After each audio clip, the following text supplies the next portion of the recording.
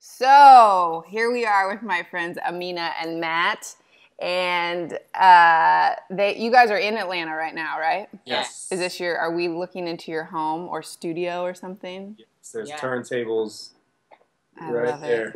It. At some point during this interview, can one of you drop a mic? I just want to see that happen. Oh, already. Oh, it's And we're already breaking equipment. This is amazing. That is so good. Well, it was a great interview. See you guys later. Yeah, enjoyed that. This is the mic I have, so it's a lot less cool if I drop this thing. Nice. It's called the Snowflake. It's a travel microphone. I see. Yes. Okay. Well, so I wanted to interview you guys because I have obviously a subset of my parents' marriage ministry, Love and Respect, and mine's for our demographic of 18 to 35-year-olds, single, dating, married, whatever. And we all just met up at Plywood Presents, and we were talking, and I found out you guys, I knew you both were artists, but in different spheres. Matt, you are a DJ named Opdiggy. Did I say that right? That's one of the many iterations, yes. Oh, how else do people say it? I mean, I got a lot of street cred, so I got a lot of names. It is pronounced Opdiggy. Opdiggy, yeah. Opdiggy. Oh, did I say Opdiggity? Yeah, but... Opdiggity, no doubt. That's what I want to say every time. It just changed just now. Official. I love it. You heard it here. Yeah, I know. Thank you. So I knew you guys both did your separate things. Amena, you're a poet and a writer and a speaker. And then it came out as we were talking that you guys decided to do something together, which I find very fascinating. And I want to ask you guys about that process and kind of just how the way you were describing it, it just triggered in my brain of like how people go from being single to being married. And you guys went from being individual artists to marrying your craft together. So I want to talk about the highs and lows of that. But first, I feel like I want to hear a little bit, like, did you guys both grow up in Atlanta? No, I grew up in Texas, in San Antonio. Okay. And I moved to Atlanta for college. Okay. So I have been here. This is the place I've lived the longest. So this is now home, even though it's not where I'm originally from. Okay. And what about you, Matt? I went to high school here and then moved to Dallas, Texas to go to a Bible college out there. Oh, so you guys flip-flopped. Yeah. We swapped places in the country. Came back, met my wife. Best thing ever, yeah. Okay, but so that's what I want to know. How'd you guys meet? We met in church, even though I swore up and down I would not date a church dude. Yeah, I would not meet a guy in church. I was very uninterested in doing that. Okay, well, let's back that up. Why did you both have that philosophy? What had been your experience with church dudes and ladies?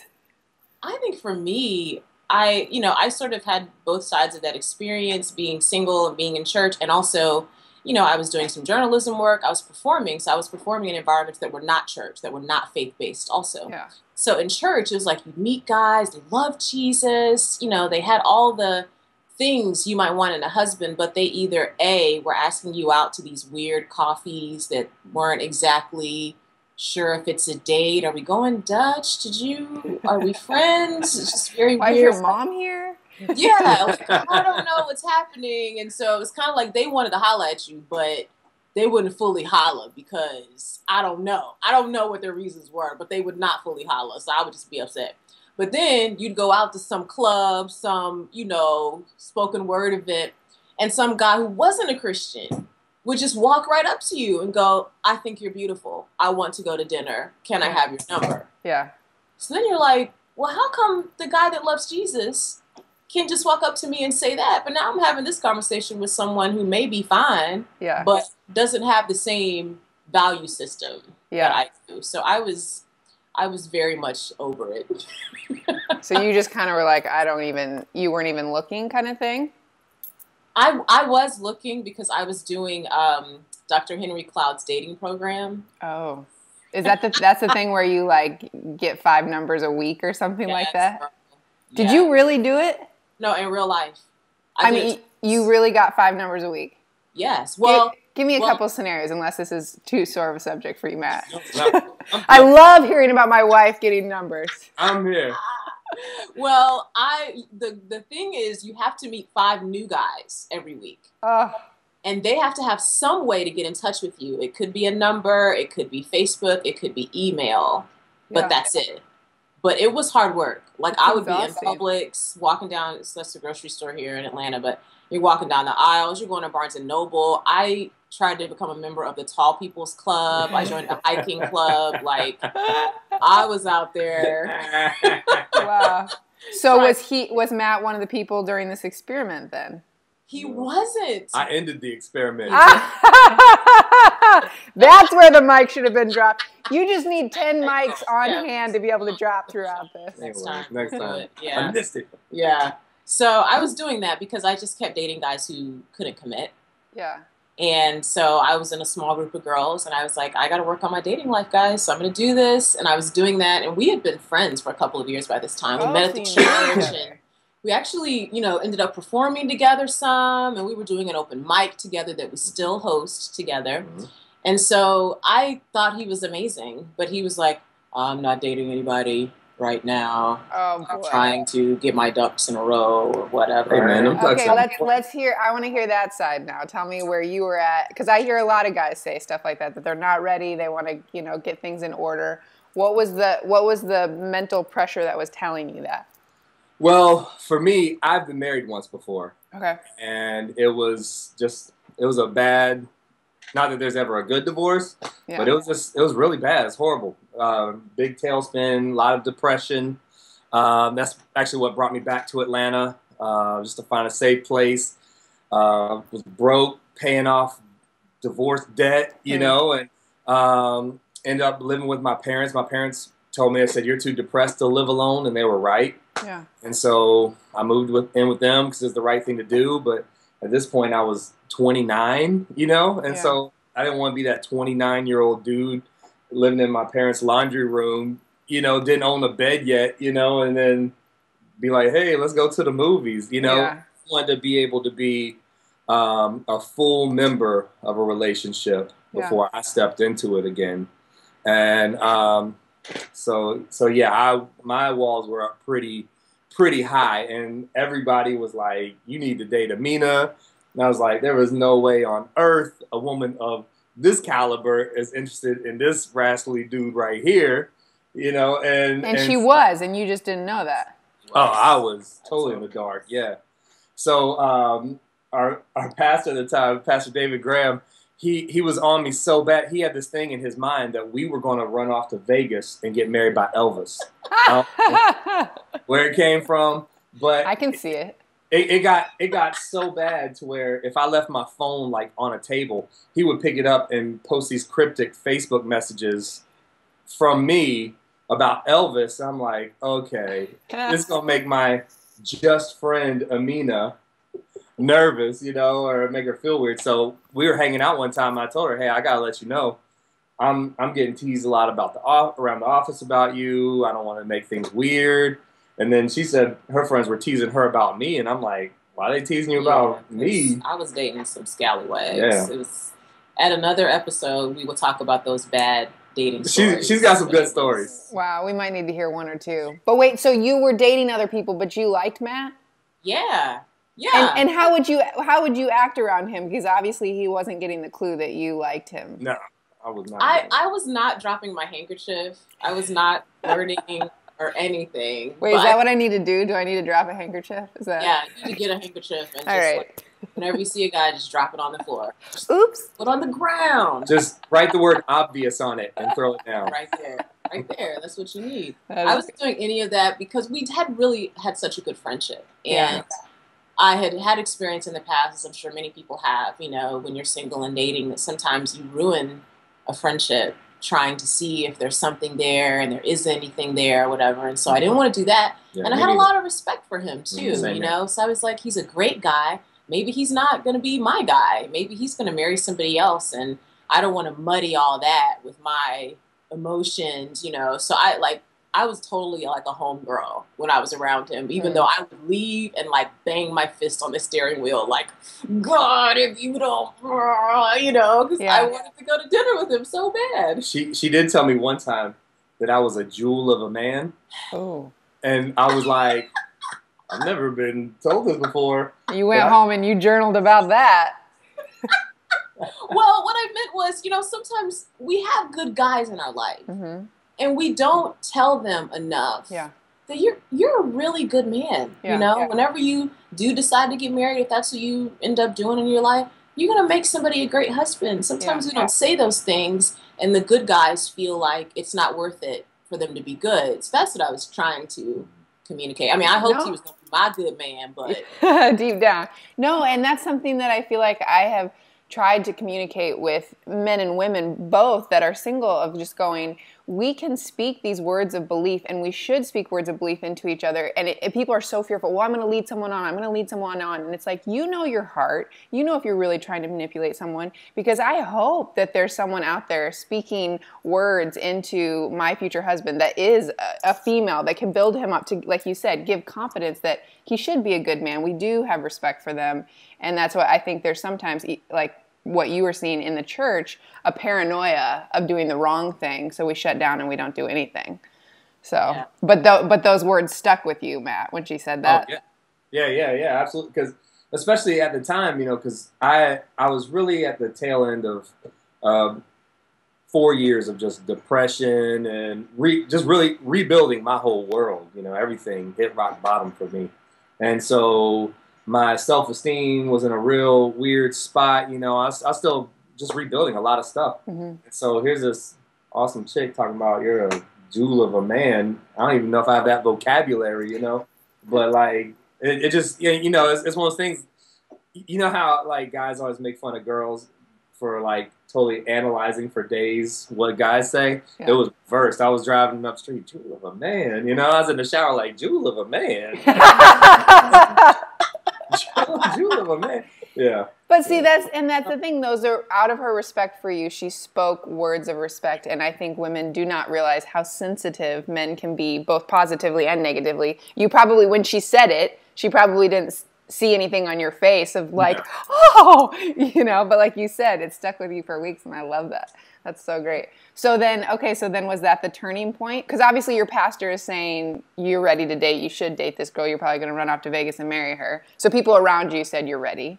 Oh, yeah. And I have to say, you know, he felt like he was a scrub because he was living with his parents and rebuilding his life. But that is not the definition of a scrub to me. A scrub is someone you meet who's 34 and has never moved out of his parents' house and just has stayed there continually, no job, just play video games all day. That's more the definition of a scrub. Like, you can't really take care of yourself, basically. But I was really watching him just come out of his shell, and he was in a great community of men, you know, and he was healing. And so I was watching that part as a friend. And he was a youth pastor when we met. So he is serving these kids and just giving as much time as he can to that. And so I'm looking at him thinking, ask me to dinner already. There's nothing about you that is a scrub. So you live with your parents. You're rebuilding your life. You got a job. You know? Well, it was a situational thing. His parents were saying you shouldn't be alone. That's called wisdom, not freeloader. Right. Yes. Yeah, so after now I get it. But us all unpacking this is helping other people out, other guys out there who might feel inadequate, who are not. Yes, totally. Yeah. So yeah, we're talking one night, and I was kind of getting to a point where I was like, okay, you know, well, we'd actually started collaborating at that point. Okay. After being friends for a couple of years, I had this idea that I wanted to put together spoken word and DJing in a show. And I had all these poems that I wanted him to help me put music to. So we were in the studio building that. And I realized, like, okay, I'm falling in love with this guy. So I might have to woman up and tell him, because I don't know, what if this thing is successful? What if we end up on the road together and he totally is supposed to be with someone else, you know? So I was kind of like not brave enough to just come out and say it. So I was like, well, maybe if I just like ask him a couple of questions, like some lead-in questions first, that'll tell me if there's any chance of anything happening here, you know? So that's kind of how the conversation. What were they? Oh, okay, my 2 questions. So my first question was, if you had all your ducks in a row, would you date? And he said, yes, I would date. So I was like, all right. And are you, Matt, at this point, are you like going, she's fishing? Or are you still clueless? Nah, clueless. Oh, so good. We're high, man. It was, yeah. So then I'm like, all right, because I'm thinking if he says no, even if I had all my ducks in a row, I'm not ready or something, then I'm like, okay, then I just got to back up. So when he said yes, I was like, okay, still a chance. So then my second question was, do you have hope that God has somebody out there for you? And I don't even know why I asked that question. I don't know what, I don't know what I was hoping to gain from it. I don't know. I just thought, well. And then you staged a bright light shining down upon you. Yes, Joel. A big pointer just green. Also, could have worn a T-shirt that just had hope. Yeah. You know, maybe You're I'll like, whoops. Yeah. Oh, New gosh. T-shirt Do line. you have hope? It's right here with me. Yeah, so I asked that question, and he was silent for a long time. Like, it's probably only a minute or two, but you know, when you're sitting talking with somebody, that feels That's like a eternity. long time. Yeah. So I was like staring, and I was like inside, like, okay, either I just totally offended him and this conversation's going really bad, or what? I don't know. But I was like, I need my question to be answered. Yeah. So I'm going to sit here. Yeah. So and good. Just let it be silent. Yeah. Until he either says, I'm not talking to you about this, or here's my answer, you know. Yeah. So he answered, and he was like, I do have hope, but I have some fears there. And he was like, some of those fears are healthy fears. You know, as a man, there's certain things I want to do for the lady in my life. You know, I'm going to keep those kinds of fears. And then there's some unhealthy fears, and I think it's time for me to let go of those. And I don't know how we walked out of that restaurant. Like, the conversation just, check, please. Walk to our cars. Bye. So, Matt, you're still clueless? Nah, yeah, no clue here. So I'm in my car on the way home, Joy. You know, as a woman does, I'm rehashing the whole conversation. And then I'm realizing, like, he was really vulnerable with me to admit to me those fears, you know? Yeah. I'm like, I kind of left him hanging, like, oh, well, be vulnerable with me. Bye. Yeah. Good night. You know, I didn't even tell him why I'm asking, you know? Yeah. So and Matt, you felt comfortable to be open with her because you just saw her as a really, really good friend? Yeah, and I had one thing that I did when I moved back, well, after I moved back in with my parents and was really trying to, you know, just make sense of the world, I just decided to live in this real transparent kind of space, and which led me to be too transparent sometimes, you know, but I was just like, you know what, if somebody wants to know, you know, because you hear of all these terrible things, and the depression had gotten so bad that I was like, you know what, living in the light, I guess, is the only way I could make sense of it, is that, okay, I just need to tell everybody everything. That way there's not that thing developing in my life that's from this ugly place that, you know, debilitates me forever. So I was just transparent with everybody. So she asked me, so I'm like, all right, here we go, transparency, ta-da. No clue that would get me married. You know? Take note, guys. So come to find out, communication and transparency. Who'd have thought? Crazy vulnerability. Okay, wait. So then, Amena, you realized he was vulnerable with me, but I haven't been vulnerable with him. Yeah. So I pick up the phone. I call him while I'm driving home. Like, hey, you know, I just wanted to say thanks for being as vulnerable as you were. And I was like, I felt like I left you hanging because I didn't even tell you why I was asking you that question. So I said I was asking you that because for the first time in my life, I feel hopeful that maybe God has somebody for me. I don't know who it is. I don't know when that person's going to come. But I think just doing the dating program, even though it was hard, it was starting to make me believe that if I did the work on being a healthy person myself, that I could be in a healthy relationship, you know? Yeah. And I come from divorced parents. So there are a lot of those fears there of like, can I be in a relationship that lasts? Can I be in something that is committed, you know, and makes it? So I think I finally felt hopeful. So I was sharing that with him, you know, I feel hopeful too. And I, just wanted to ask you about it, talk to you about it. So then he says, well, he was like, I understand why I'm single, but I want to know why you're single. Oh, every girl's favorite question. So, because I have so much class, I said, it's because I don't put out. Which, I was partly being funny, but it was partly true. Yeah, I feel like if I put out, I would have had a boyfriend. Yeah. I don't put out. And so that's why I'm single. I think that's it. And he was like, what? Guys will break up with you over that? Absolutely will. Yeah. Absolutely. Like, was not going well. Especially being in my 30s, being single, dating other men in their 30s. That's like, what? Yeah. What are you talking about? We're not 19 years old here. Like, you're really not giving it up? No, not unless you marry me. Sorry, guys. So then what happened? Describe to me the guy. Like, what's he like? You're like, Matt. right. Matthew Owen, maybe? Yeah. So I'm like, he loves Jesus, but he's not so churchy that he doesn't listen to Jay-Z. Yeah. And like, he can go to a church service with me, but he could also go to a hip hop club and see a DJ with me. And like, as I'm describing it, I'm just like, this is the stupidest thing I've ever heard. Like, I'm describing this man to himself, So I'm just like, I'm giving myself the talking side. I got to go for it. We're adults. I need to just go ahead and tell him how I feel. This is stupid, because I grew up in church where like, you feel like women aren't supposed to be initiating things. Man's supposed to initiate. And I believed in that, but you date a while. Yeah. Stay single out here a while. And you're like, all right, sometimes we just got to have a conversation. Yeah. There's a difference between being open and honest and like being an attack dog. Yes. Yeah. So I was like, listen, I got something I need to say. And it might be awkward.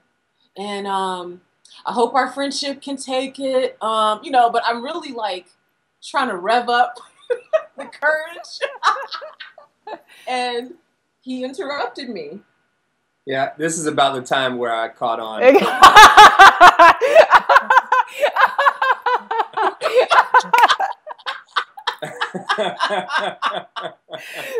is about the time where I caught it. Ding. I was like, oh, she's circling the landing strip. I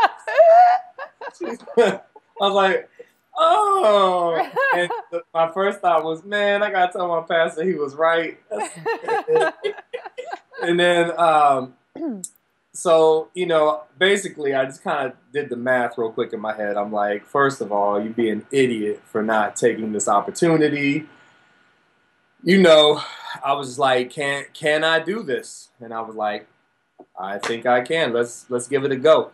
So I didn't want her to have to put herself out there like that, because I could hear that it was difficult. Words are not difficult for her. They come out, and so I could hear this was difficult, and that's when I finally caught on, okay, this is what this is. And so I just stopped. I said, well, let me, I don't know how I said, let me jump in, let me, what's the move, let me, I don't know what you said, let me help you out. Let me help you out. Let me help you. She's like, finally. I just told her I thought she was amazing, which I did. As my friend, I always thought she was amazing. I loved talking to her on the phone. I love when we would text, like, how after a text gets past probably that third or fourth exchange back and forth, you're like, I still want to keep, I don't want this conversation to end, but I thought it was just really good friends. And I told her I thought she was amazing on many levels. What else happened? Well, something you said at the end. Oh, you said you loved the opportunity. Oh, yeah. Mm-hmm. To, like, get to know me better. Mm-hmm. And so then I was, like, speechless because I was not expecting him to say that. I thought he was going to say, all the stuff that the guy you really like says to you that you never want to hear. Like, I was expecting that speech. Like, really flattered. Yeah. You're just my sister in Christ. I think I honor your purity better if we stay friends. Guard your heart better if we're friends. You know, like I was expecting the really nice Christianese to cover up the fact that they don't want to date you. Yeah. Yes, you know. So when he said that, I was literally on the other end like, oh, I don't know what to do now. So then, because I don't have any sense, you know, I had been dating the kind of guys who like were dating lots of girls at one time. So they would go out with me and be like, Amena, had a really good time. You know, I'm also dating Erica and Michelle, so I don't want you to be upset if you see me hanging out with them. Yeah. So he's like, I want to get to know you better. I just went ahead and asked. I was like, so you saying like you just want to get to know me? Like just me? Just us do that? Or what like what are we talking about? So I was like, yeah, I'm talking about like exclusively the two of us date each other. That is good, man. It's funny because like it had been probably just a couple weeks before that you called me with that poem, the absence poem. Oh yeah, the waiting game. Yeah. She called me and she said she wanted to try out a new poem and see what I thought. And so it was about abstinence and purity and talking about like where she stands on all that. And I remember praying, I was like, God, that's real cool. I would love to have a lady in my life that thinks that way. I didn't think he'd give me that one, you know. And the night before this conversation happened, I was in the backyard and I was walking around. I was praying and I was saying, you know, God, I believe a lot of things have been stolen, you know, from my life, and I would like for you to redeem some of them things, you know. Yeah. And then the next day we have this conversation. I'm like, whoa, I'm praying all the time now. You know? Oh, that is so great. So you went from being, oh, go ahead. I mean, I think I'm going to say the same thing that you were going to say. It was so weird to like wake up the next day and be like, I think I just went from having like a really good homeboy to having a boyfriend. Weird. I had a youth group trip to Six Flags the next day. It was me and 50 teenagers, and I was like, I can't talk to you. I can't talk to this middle schooler. So I think I have a girlfriend now, and I don't know how to do this. Any advice, though? You're like, you want to come stand in line on all the roller coaster rides and put our hands in each other's pockets? That's what we do, right? Matching airbrush shirts? Yeah. Yes. Yeah, exactly. Okay, so that's amazing. I love that. I love that in a conversation you went from being clueless to getting the clue to being a very decisive, intentional man, and I think that's awesome. And I love that you put yourself out there over and over and did that dating thing. I haven't tried that. I've tried some other things. I did one thing where I did 4 dates in 4 days, and I was like, oh, and I told my parents. I was literally having to like review notes of who was who and like what conversations I had had with different people. That's the most I've ever done, and that was exhausting. So I can't imagine for weeks on end trying to put yourself out there, but well done, lady. And you can empathize. I mean, I think that's the beautiful thing of your story is that you like, even though he came about in a different way through a long-term friendship and then this, I think you've seen all the different spheres. You've dated Christian guys. You've dated guys who wanted to sleep with you. And I think this is a beautiful pairing, and I love it. And I love that you both are redheads. Yeah. I just became one recently. She joined the club. I like it. Okay, so you've been married for how long now? 3 years. 3 years. Okay, and so you were doing like poetry nights and different things like that together. But this is your first album that you guys, it's called Sol Graffiti. SOL Graffiti. Yes. And this is your first like musical collaboration, correct? Do you ever sing, Amena, or do you just do spoken word? I sing in my personal time. You're not gonna look at me like that. 5, 6, 7, 8. She can sing. She says she cannot sing. I have like a choir voice. She's trying to get her choir ducks in a row. Yes. It should be like me and like 30 other people. Like, I don't think I should be singing alone, but we'll see if he's able to change my mind. Like, I can hold the note, and that's it. That's all I do to it. I hope it. It'll happen. One day it'll happen. I love it. Okay, so that's kind of, I mean, describe just how you guys kind of got into the different things that you do, but now you know, as I was saying, I feel like when we were talking, it was this parallel of like, I saw myself as being single, and then what it will be like to be married, and I feel like that's what you guys want as individual artists to collaborating. Tell me about that. Yeah, I think you know, I think it kind of being friends and having to navigate that space, even though I was coming to him like, here are all my finished poems, and he was putting music to that. When we started talking about, well, how do we put a name to this? Because it can kind of get confusing, like, it's Amena Brown and DJ Opdiggy doing some stuff. Oh, I'm sorry, excuse me. Opdiggy, no doubt. That's actually the whole name. Opdiggy, no doubt. Yes, yeah. You know, it's like doing some stuff together. It could be confusing. And so we were like, we need to put a name to what this is. And we actually came up with the name in Portland. Ooh. Yeah, so that trip where we kept trying to connect and didn't. And we didn't. Yes. So sad. Yes. So we have been praying about it because we were like, we really want the name to reflect us, you know, but we want it to be obviously something that's, you know, people can hear and kind of catch on to. And we both are big hip hop heads. We love just hip hop culture. We grew up with that. And so we wanted it to be something like that without it being like poetry and a DJ, you know, like we wanted it to have something cool to it. And so we were just tossing around some words, and that's when it came to us, Sol Graffiti, that's us. Originally, we wanted it to be SOUL, graffiti, because we believe when you make art that you should put your soul into it. And the art that you love, typically, you love because you can feel a person's soul in it. Like someone could be an amazing singer, but if they don't put their soul into it, it just feels empty. You know? Yeah.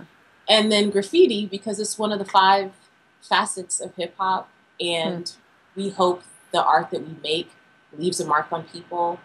And graffiti is a sign of struggle. It's a sign of rebellion. It's a sign of someone wanting to make their mark in the world. And so when we found out SOUL graffiti was taken, we decided to do SOL graffiti because it's still like graffiti that shines of the sun. You know, it's the light of God. So shout out to Portland. That's great. I love it. What are the other 4 facets of hip hop? Test. The DJ, the MC, break dancer, beatboxing, and graffiti. Oh, did you guys ever see? This is going to show my spectrum of hip hop knowledge. But when NSYNC did their HBO special, and Justin Timberlake, he was young, and he did a beatboxing like. Kind of like the drummer would do something and then he would do a beatboxing thing. You need to Google it. It is one of the sweetest things. I still have this memory of like all my guy friends from high school. I don't know why. Somebody my dad was a pastor, and someone had given us this old bootleg, but like big screen TV. And so my guy friends had VHS recorded this HBO special and brought it over to my house. And like we were in the living room, and when Justin would start doing his thing, like literally all these like they were like big boys, like standing up in my living room, like cheering.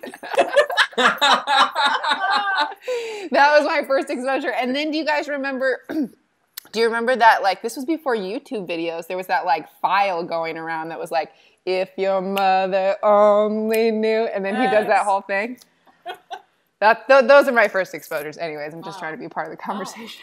Now you've given us something to research. Wait, you don't know the second one, the one that I just said? You didn't hear that either? No. Oh, it is the most unbelievable beatboxing thing I've ever heard. He does all of the parts. I would like you guys to set up a camera and find it, or I'll find it and send it to you so I know it's the right one. And then I want to watch your reactions when you hear it. Okay, please. Yes. It's crazy. Well, yes, I will work on that. Okay, well, so now that we've learned the 5 facets of hip hop, I love that. Okay, so I want to know now that, so you guys are doing this together, but you obviously probably have different creative styles or how you create your art. And so when conflict arises, because scripture says, if you marry, you will have conflict. It's a refining thing. How do you guys fight? How do you deal with your different creative styles? Wow. This has probably been, I think all the collaborating we've done up to now is very like, you know, respectful of the other person's space. Like, oh, you like to make your music like that? I'm going to step out here while you're doing that, or you like to write like that, I'm going to step out here, which is how we tried to start making our first Sol Graffiti songs. We tried to make them using our same process. Like, I listen to jazz music when I write. I'm, earbuds in. I got to get all my worries and insecurities out of my journal first. I got to do all this weird stuff. He's in there, like, watching comedians and watching DJ Qbert, and he's, like, on the turntables playing his saxophone, keyboard, like, all the stuff. So when we got ready to collaborate, he would go in his separate room and make some music. Yeah. And he'd come out and be like, I made this. And I'd hear it and be like, I don't think that's it. So the first time he was like, oh, okay. So he'd go back in there, make something, and he'd be like, I made this. And I'd be like, no, that's still not it. So then it's like, when you're like married to somebody, you know them that well, it's like his eyebrow like went up a little bit, like agitating me. Like, he didn't say agitating me, but it like went up like, I just spent like 2 hours in a room making something, and this is the second time you told me it's not it. Yeah. So what are you thinking, Matt? Are you like, I don't think we should have done this? Well, it's an interesting dance because, like she said, first we had been we've done three albums together. Yeah. Yeah, we did 3 albums of her stuff, but it was her bringing her poems and me trying to learn how to produce around her without trying to make her into a rapper. And so it was, trying to form something around that. But then this was like, okay, we're doing something new. So I'm thinking, okay, how can I allow her to, or how can I honor her art and respect what her art form is, but still kind of stretch her into something new. So this is different than this. Mm-hmm. And then as I was bringing her stuff, I think part of the conflict was not having the vocabulary to say, this is what I don't like about this, or this is what I do like. Like, I like that bass line, or the tempo's not right, or what I'm trying to, what I think what I'm looking for is this. And I think just from being in different worlds artistically, not having the vocabulary for each other to say, this doesn't fit here because it was just, I don't like it. Well, what's not it? I don't know. Okay, I'll see you in 10 hours. And I respond to music by if I feel it in my soul, then it's dope. Yeah. And if I don't feel it, then I'm like, then that's not it. But I don't have the words to be like, well, maybe there should be more treble. Maybe the BPM is not, I don't know what it is. I'm just telling you, I can't feel it. We need to do something else. And he's like, well, I've already done something else. Yeah. 3 times already. Maybe you need to go do something else. Yeah. Yeah. Get back in that journal. Turn up the jazz music. Yeah. There was a lot of, I am frustrated with you. Not you as a person, but right now you are frustrating me. You are. What's funny is neither one of us are like really aggressive fighting type of people. Yeah. So what's funny is like we're both pretty passive in that regard, and so like whenever it's getting to that point, it's like you can see both of us kind of searching for the words, so the conversation takes a while. It's just like I'm not okay. But I don't know. But it's not because you're a bad person. You're still a good husband. I just want you to know. There's lots of affirmation in our you're a jewel of a man, but you need to go back in there. Okay, so then how have you worked through it? I mean, or are you trying to learn the words then, Amena, to like give, critical feedback, or is it still feelings based? Well, we tried an experiment. Instead of him making the music and me being in a separate room writing, we just came into the same room. And for him, that's weird because when he's in there making music, it's so experimental. It's like you're trying stuff and then you might scrap that and do something else. It's weird to have someone else in the room. Yeah. And when I write, it's weird to have someone else in the room with me. Or normally I draft several times before I read a thing to anybody, So it was weird to write something and not have the ideas completed, So we sort of both had to kind of enter into each other's space that way. And as he was building what is our single, Graffiti for Your Soul, as he was building that, making the music, the words just came to me. So that kind of showed us, you know, we have to like dig into that messiness, get out of what's comfortable to us. So now for the most part, we create in the same room, which for two artists with very different styles of creating is weird. But now that we're finishing up maybe our third or fourth song for our EP, like it's like now we're finding a rhythm of how to do this, which is different from how he would do what he does and how I would do what I do separately. Well, I think that's so beautiful because I think that's, you know, again, to tie it all around, I mean, with my parents' message of love and respect, they always say, not wrong, just different. And I think it's like if two people just completely go away and continue to think this person is wrong because they're different, you know, then you're never going to come together. You're never going to find common ground. And I think it's such a beautiful picture of you guys going, we have to be in the same room. That is so metaphorical for your creative sphere, but also for marriage. So I love that. It's kind of like when you're dating, you can drop the other person off and go back to your own space and do your thing. Now your space is my space. Yes. Yeah. And that's what marriage is. Space. Our space. I love it. I love it. A marriage of two people and a marriage of creatives. Okay, so when's the EP coming out? Soon. Probably first part of November. We're literally like, after we hang up with you, he's going to be mixing our next song here. So we're almost done. Crazy. I love it. Yeah, I saw the video of the first single and it's great. Well done. Was that all shot in Atlanta? Yeah, that's really important to us. It's our city. It's where we get our inspiration. So we want the video and the music we make to reflect where we come from. Yeah. Which all my friends that live in Atlanta love Atlanta. I mean, Jeff Schinneberger and his wife Andre, they always try to get me to move there. Why do you guys love it so much? It's the place to be, man. Well, it has. I mean, I know it sounds repetitive as much as we say the word soul, but Atlanta has a lot of soul. You know, it has great scene for us as artists. Like as a poet, I get, I've been at many events with you. You know, I get a chance to travel and do different events, but there's such a great poetry scene here. I could go to an open mic tonight and realize how not great I am. And it sharpens me to be better. Yeah. There's DJs to see here. There's just stuff to be inspired, and we love that. Plus, our family is here. Yeah. Well, that's a good thing. I back to hip hop. I remember. Well, I just saw Outkast because they're from Atlanta. Yes. And I just saw them on their 20-year anniversary. That's how old we are, you guys. Yep. Yes. And it was crazy. And they sound exactly like, I literally was like, are they lip syncing? Because they sound exactly like they do on their albums. You went to the show, Joy? Yeah. I went to Lollapalooza with the guys from Relevant. And that was like the headlining show. Yeah. But in high school, all those same guys that were so obsessed with Justin Timberlake, Outkast and Jay-Z were like, and Mace and P. Diddy. Although Puff Daddy, I shouldn't call him P. Diddy. Yes. That was who we were obsessed with. But there were a few guys who actually flew down to Atlanta in high school. That's like a big deal to see Outkast in Atlanta. That's how dedicated they were. Have you guys ever seen them there? Yeah. We just saw them. Yeah. They did a big 3-day show here in Atlanta. 3 days? So we went we can only go to the first day because we were booked out of town. Yeah. We had an early flight the next day and we did not care. We went there and when I moved here to Atlanta for college, like Aquemini had just come out. Outkast is like, it's like the soundtrack to my 20s, you know?